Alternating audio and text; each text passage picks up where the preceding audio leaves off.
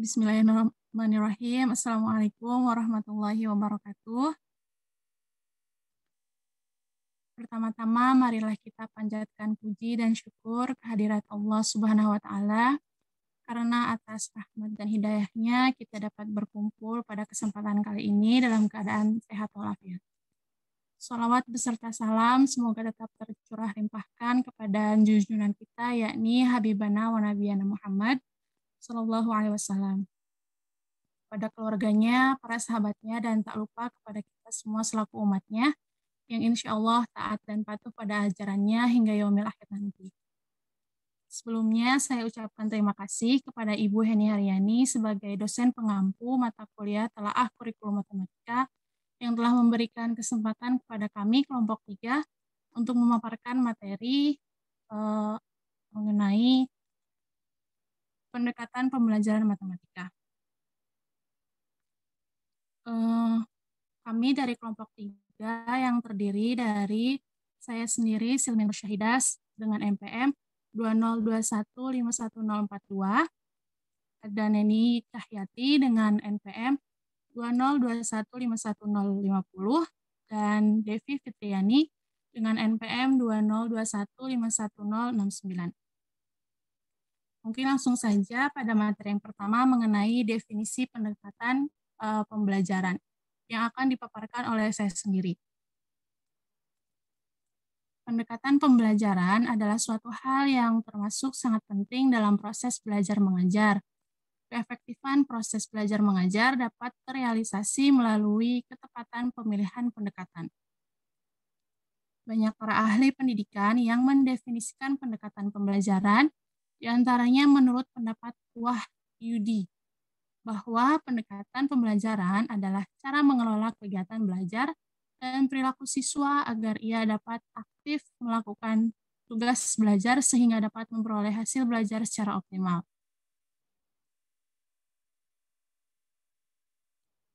Kemudian menurut Syaifuddin Sagala, bahwa pendekatan pembelajaran merupakan jalan yang akan ditempuh oleh guru dan siswa dalam mencapai tujuan instruksional untuk suatu satuan instruksional tertentu. Menurut Suherman, mengemukakan pendekatan dalam pembelajaran adalah suatu jalan, cara atau kebijaksanaan yang ditempuh oleh guru atau siswa dalam pencapaian tujuan pembelajaran, dilihat dari sudut bagaimana proses pembelajaran atau materi pembelajaran itu umum atau khusus. Kemudian ada menurut Sanjaya, pendekatan dapat diartikan sebagai titik tolak atau sudut pandang kita terhadap proses pembelajaran. Pendekatan yang berpusat pada guru menurunkan strategi pembelajaran langsung, pembelajaran deduktif atau pembelajaran ekspositori. Sedangkan pendekatan pembelajaran yang berpusat pada siswa menurunkan strategi pembelajaran discovery dan inquiry, serta strategi pembelajaran induktif. Berdasarkan pandangan para ahli tersebut, dapat disimpulkan bahwa pendekatan pembelajaran dapat diartikan sebagai pemikiran awal tentang jalan atau cara mendekati sesuatu yang gunanya untuk mencapai tujuan pembelajaran, yang merujuk pada pandangan tentang terjadinya suatu proses yang sifatnya masih sangat umum. Di dalamnya mewadahi, menginspirasi, menguatkan, dan melatari metode pembelajaran dengan cakupan teoritis tertentu. Pendekatan pembelajaran dapat diartikan sebagai titik tolak atau sudut pandang kita terhadap proses pembelajaran, yang merujuk pada pandangan tentang terjadinya suatu proses yang sifatnya masih sangat umum. Di dalamnya mewadahi, menginspirasi, menguatkan, dan melatari metode pembelajaran dengan cakupan teoritis tertentu.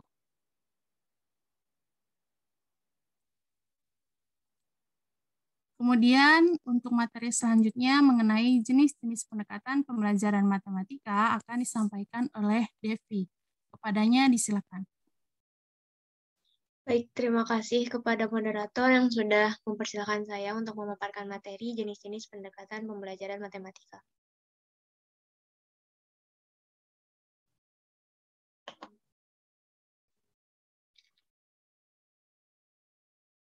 Nah, pendekatan yang pertama yaitu pendekatan pembelajaran yang berorientasi atau berpusat pada siswa, yaitu Student Centered Approach, atau yang bisa disebut SCA. SCA adalah pendekatan yang didasarkan pada pandangan bahwa mengajar dianggap sebagai proses mengatur lingkungan dengan harapan agar siswa belajar. Dalam konsep ini yang penting adalah belajarnya siswa, dan yang penting dalam mengajar adalah mengubah perilaku. Dalam konteks ini, mengajar tidak ditentukan oleh lamanya serta banyaknya materi yang disampaikan, tetapi dari dampak proses pembelajaran itu sendiri. Bisa terjadi guru hanya beberapa menit saja di kelas. Namun, waktu yang sangat singkat itu membuat siswa sibuk melakukan proses belajar. Itu sudah dikatakan mengajar.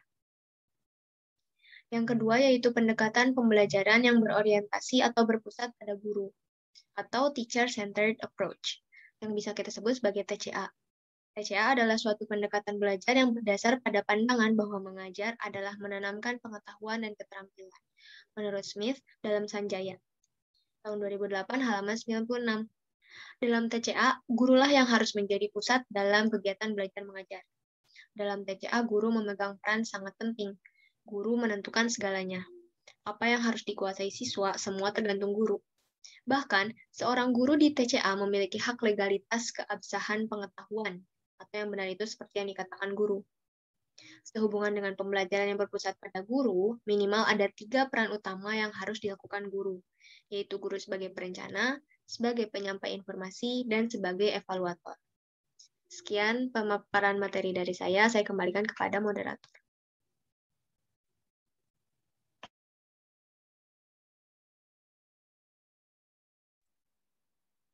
Baik, terima kasih kepada Devi.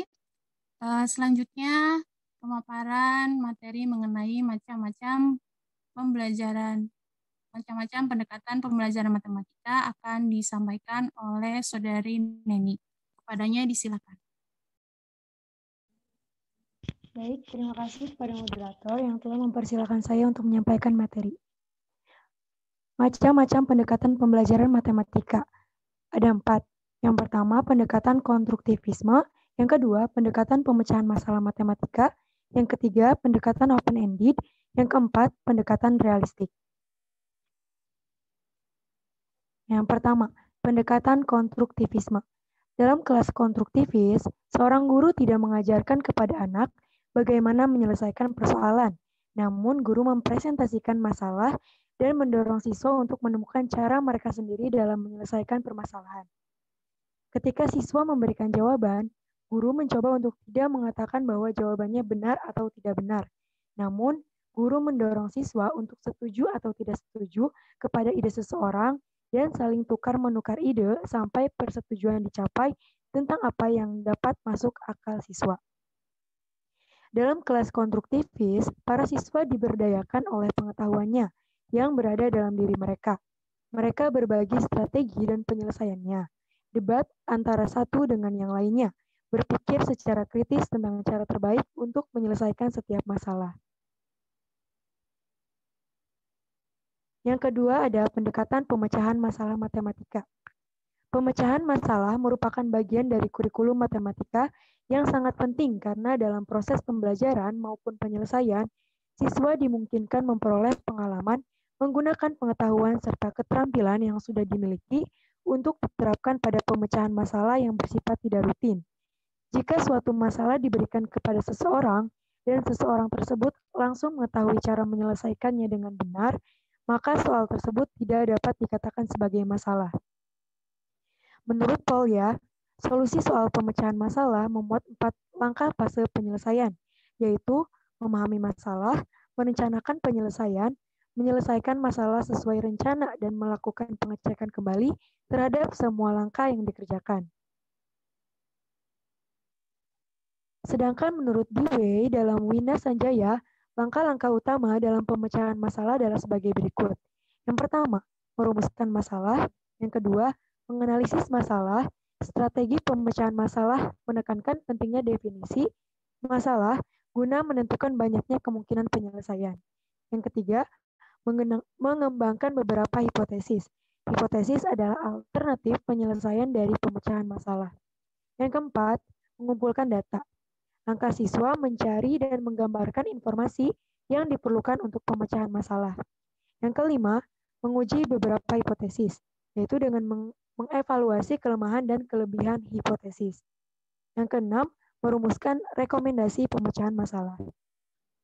Nah, dalam mengerjakan pemecahan masalah dengan baik, ada beberapa hal yang perlu dipertimbangkan, antara lain waktu perencanaan, sumber dan teknologi. Pemecahan masalah juga mendorong untuk melakukan evaluasi cara memilih pembelajaran. Yang ketiga ada pendekatan open-ended. Penerapan problem open-ended dalam kegiatan pembelajaran adalah ketika siswa diminta mengembangkan metode, cara atau pendekatan yang berbeda dalam menjawab permasalahan yang diberikan dan bukan berorientasi pada jawaban atau hasil akhir. Siswa dihadapkan pada open-ended, tujuan utamanya bukan untuk mendapatkan jawaban, tetapi lebih menekankan pada cara bagaimana sampai pada suatu jawaban. Pendekatan open-ended prinsipnya sama dengan pembelajaran berbasis pemecahan masalah, yaitu suatu pendekatan pembelajaran yang dalam prosesnya itu dimulai dengan memberikan suatu masalah kepada siswa. Bedanya, problem yang disajikan memiliki jawaban benar lebih dari satu. Problem yang memiliki jawaban benar lebih dari satu disebut problem tak lengkap atau problem open-ended. Tujuan dari pembelajaran open-ended menurut Nohda ialah untuk membantu mengembangkan kegiatan kreatif dan pola pikir matematis siswa melalui problem solving secara simultan. Kegiatan matematik dan kegiatan siswa disebut terbuka jika memenuhi ketiga aspek, yaitu kegiatan siswa harus terbuka, kegiatan matematik dalam ragam berpikir, dan kegiatan siswa dan kegiatan matematik merupakan satu kesatuan. Pendekatan open-ended menyajikan suatu kesempatan kepada siswa untuk menginvestigasi berbagai strategi dan cara yang diyakini sesuai dengan mengelaborasi permasalahan. Tujuannya agar kemampuan berpikir matematika siswa dapat berkembang secara maksimal dan pada saat yang sama kegiatan-kegiatan kreatif dari setiap siswa dapat terkomunikasikan melalui proses belajar mengajar. Sekian materi yang dapat saya sampaikan, saya kembalikan kepada moderator. Terima kasih kepada Saudari Nendi. Selanjutnya untuk macam-macam pendekatan pembelajaran matematika yang terakhir akan disampaikan kembali oleh Saudari Devi. Kepadanya disilakan. Baik, terima kasih kepada moderator yang telah mempersilakan saya. Di sini saya akan menjelaskan pendekatan realistik. Realistic Mathematics Education atau RME merupakan teori belajar mengajar dalam pendidikan matematika. RME pertama kali dikenalkan dan dikembangkan di Belanda pada tahun 1970 oleh Institut Freudenthal. Teori ini mengacu pada pendapat Freudenthal yang mengatakan bahwa matematika harus berkaitan dengan realita, dan matematika merupakan aktivitas manusia. Ini berarti matematika harus dekat dengan anak dan relevan dengan kehidupan nyata sehari-hari.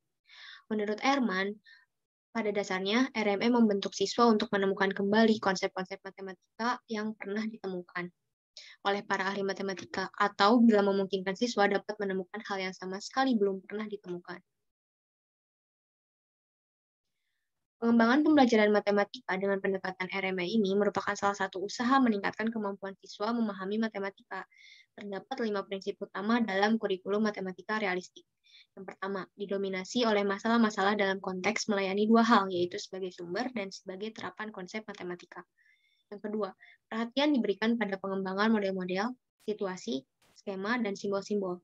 Yang ketiga, sumbangan dari para siswa, sehingga siswa dapat membuat pembelajaran menjadi konstruktif dan produktif, yang artinya siswa memproduksi sendiri dan mengkonstruksi sendiri, sehingga dapat membimbing para siswa dari level matematika informal menuju matematika formal. Yang keempat, interaktif sebagai karakteristik dari proses pembelajaran matematika. Dan yang terakhir ada intertwining atau membuat jalinan antar topik atau antar pembahasan atau antar strand. Beberapa keunggulan dari pembelajaran matematika dengan RME adalah yang pertama, pembelajaran menjadi cukup menyenangkan bagi siswa dan suasana tegang. Yang kedua, materi bisa dipahami oleh sebagian besar siswa. Yang ketiga, guru menjadi kreatif mengembangkan sumber belajar. Yang keempat, siswa mempunyai kecerdasan cukup tinggi, tampak semakin pandai. Dan beberapa kelemahan RME ini adalah yang pertama, sulit diterapkan dalam satu kelas besar, yaitu sekitar 40-45 orang. Yang kedua, dibutuhkan waktu yang lama untuk materi pembelajaran. Dan yang ketiga, siswa yang mempunyai kecerdasan sedang memerlukan waktu yang lebih lama untuk memahami materi pelajaran. Sekian dan terima kasih, saya kembalikan kepada moderator. Baik, alhamdulillahirrahmanirrahim. Untuk pemaparan materi dicukupkan. Selanjutnya akan ada sesi diskusi.